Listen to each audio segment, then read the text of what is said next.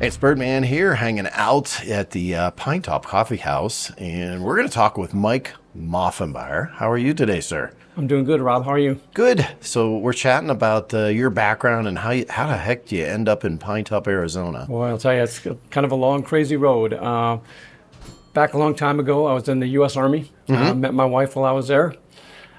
Decided at the time for me to re-enlist that I wasn't going to, and got out of the Army. Went to work for the Coca-Cola Company. I spent 20 years at Coke. Started off driving a truck, and my last job there, I was managing 90 countries around the world for the Coca-Cola Company in customer management. So I had an opportunity to draft off of some really, really skilled, incredible leaders. Learned to lead myself, and had a pretty good ride there. Back in 2008, I left Coca-Cola and went to work for the parent company of the Sparkletts Water. Oh, yeah. They own a whole bunch of water companies and a coffee company. Well, a few years ago, they decided the executives needed to know about coffee since we owned a coffee company, so they sent us all to Coffee University. So I got to go in it's basically about a 3-month immersion workshop where you learn all about beans, cupping, origin, everything you wanted to know about coffee. Nice to know stuff. Never thought I'd use it. I used to come up here and visit. I lived in Austin, Texas at the time. I'd come up here to visit my daughter who owns a home in Show Low, and we'd always go to this tiny little coffee shop because we love the coffee. Right. About 6 years ago, I was talking to my daughter on the phone, and she said, "Oh, Dad, I almost forgot to tell you, the coffee shop's for sale." Well, I had a pretty bad day at the office that day, so I bought it. We moved up here March 30th of 2020, right at the beginning of COVID. And after our first couple months on the job, working 7 days a week and not seeing any customers come in, we looked at each other like, what have we done? You know, and eventually people started coming in, and they came back, and they brought their friends.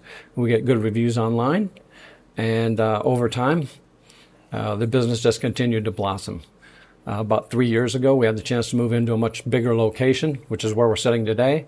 30 seats for customers to enjoy, work, do whatever they choose to do here, and enjoy a great cup of coffee. You bet. And we roast all of our coffee right here in-house. I import organic beans from all over the world. I have beans from as far away as the island of Sumatra, 3 different regions in Ethiopia, Brazil, Colombia, Costa Rica, Peru, Honduras, and I do 6 different blends of coffee, plus a wonderful organic decaf that's naturally decaffeinated using a water-based process. So that's kind of where I'm at. Okay, so I want to back up a little bit and talk about it way back in the past. Where did you grow up? I grew up in Aberdeen, South Dakota. South Dakota? South Dakota. Wow. Yeah. My wife is a Kansas girl, and like I said, we met when I was in the military. And what got you involved in the military? Why did you decide to go into the Army? I was just looking for something that would give me some path and some guidance, and I really love the Army.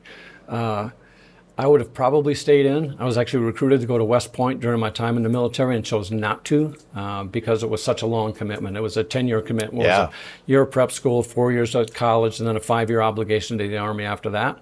And Linda and I sat down and discussed it and decided that probably wasn't going to be the best path for us going forward, and made the decision to take another direction. Okay. It's led to a pretty good career. And then if you don't mind, what did you do in the Army? I worked in air defense, so I worked in surface-to-air missiles.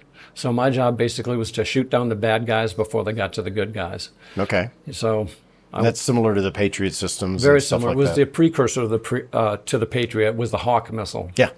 Okay. Cool. Awesome. So South Dakota, and you said your daughter ended up here, which is crazy how many people end up here from so many different places. It's so funny. My daughter went to college in Jacksonville, Florida. She was an amazing cross-country long-distance runner. After she got out of school, she moved to Chicago, and she was there for about 6-7 months and decided that cold weather wasn't for her. And it's not just cold. It's a wet cold. It's a very wet cold. And, you know, she was used to being down in Florida where she could wear her little skinny girl clothes. And when she went up there, she didn't realize she could still look cute in a parka. But didn't like it. Yeah, no. Mm-mm. Yeah, you can only put on so many clothes in the cold. You can take clothes off to get, anyways. She ended up meeting her wife there and was from Phoenix, and that's why she ended up moving out this way. Okay, let's talk about opening a shop or actually buying a shop and getting things going in COVID. Adversity, I've always said it, adversity is literally the best thing to make you get your stuff right. Yeah, that's If you- absolutely true. And if you can do it through an adverse time, it usually means you come out of the other side of that stronger for when things are easy. Usually when people start things and are really easy and everything goes well, they hit their first batch of adversity and that's it. Yeah, well, I'll tell you what, we worked really hard, and building relationships in the community was really important to me. I got together with about 10 or 11 other business and community leaders, and we decided to restart the Chamber of Commerce, which had gone south during COVID, and that's led to some really nice things for the community as well as for my business. Yeah. So, okay. What do you see? Now, you've got a board up in here in this store that has the map of the United States, and it's got a bazillion pins in it. And I'm assuming this is where people are visiting from, not where they grew up at, right? That's correct, yeah. So grab a couple stories there. Oh my gosh, we've got some great ones. We've had people in here from all 50 states and 80 countries around the world the last time I counted. It might be more than that now. And as most recently as the day before yesterday, we had a young lady from Seoul, Korea in here. We had a family that escaped the war in the Ukraine right after the war started there. And we heard this whole story of how they had to literally go underground because they wouldn't let any men leave the country. Right. To be able to sneak down into Turkey, and they had a family from Phoenix that actually hosted them to get out of the country. And they were able to fly to the States. They got to Phoenix, where the family was from, and they brought them up to the White Mountains for an escape. We had a young lady who, she was from Iceland, and she was probably in her early to mid-30s, had inherited a bunch of money from a rich uncle, and she was just traveling around the world by herself.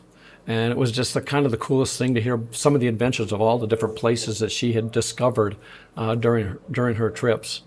One more is we had a guy who is a fiber optics engineer from New Zealand, literally from over halfway around the world. Yeah. And traveled around doing fiber optics projects. Ends up in my coffee shop in Pinetop. You just never know where they're coming from. One more quick one. A couple from Russia, actually. And they had 2 pins in the map. They had met in Russia. His job brought him back to New York and then eventually transferred him to Phoenix. He ends up in my coffee shop in Pinetop on vacation. Nuts. They're all cool stories. Very cool stuff. Okay, so you're open. Just give us a run of open hours and when 7 you're days a week. We're open 6 a.m. to 3 p.m. Sunday through Thursday, and then 6 a.m. to 5 p.m. on Friday and Saturday. Okay, so we work 362 days a year here. We take off for Thanksgiving, Christmas, and Easter. Those are 3 days a year. And days without power. Yeah. Yeah, and days without power. The occasional day without power. They come in as blessings. Yeah, exactly. Okay, one final thing about everything, your website. Let's talk about that real quick. Okay. It is, give us the URL. Pinetopcoffeehouse.com. Pretty simple. And, you can go online. You can kind of read a little bit about our history. You can look at our products. You can also order online. We ship product all over the U.S. I've shipped to all 50 states, and pretty proud of our online business and always looking to do more. Very good. Cool. So once again, it's Mike Moffenbier here on Birdman Media and Birdman on the Mountain. Have fun. Stop in and say hey. And to him, his wife, and your little pup. Faith. That's right, Faith. Cool. Thank you very much for your time. Thanks, Rob.